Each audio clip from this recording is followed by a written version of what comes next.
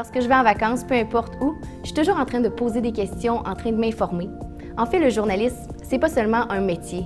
Pour moi, c'est qui je suis, ça fait partie de moi. Alors, Karianne nous parle d'incendie aujourd'hui.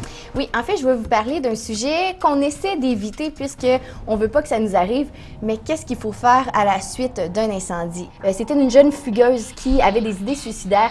Eh bien, elle habitait à Saint-Élie-Caxton et les policiers la recherchaient. On avait fait un immense périmètre de sécurité et finalement, elle avait utilisé l'autostop pour se rendre au centre-ville de Shawinigan. La famille, toutefois, écarte la thèse du drame conjugal puisque la jeune fille vivait seule, n'avait pas de conjoint, aucune fréquentation sérieuse. Alors, de ce côté-là, c'est écarté. Mais également des actions qui ont été assez particulières. On a fait des napperons. Alors peut-être avez-vous déjeuné sur l'un de ces napperons, des napperons avec des messages de prévention qu'on a distribués dans les restaurants. Il faut également se retrouver un logement.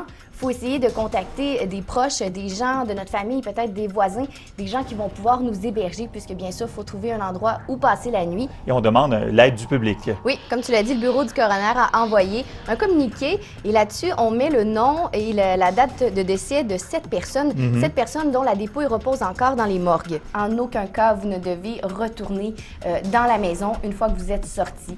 Même si vous avez laissé des souvenirs, même si vous avez laissé peut-être un animal de compagnie, ne revenez pas dans la maison. Il y a des pompiers qui sont là pour ça. Il y a des pompiers qui sont mieux équipés sûrement que vous ne l'êtes. Alors, laissez faire les professionnels puisque vous risquez tout simplement de mettre votre vie en danger. D'ailleurs, l'homme en question, l'homme de 72 ans, s'est servi d'une arme contre les policiers. Et c'est un homme du groupe tactique d'intervention qui a été touché par des fragments. Cet homme a été blessé, bien sûr, mais vraiment très légèrement.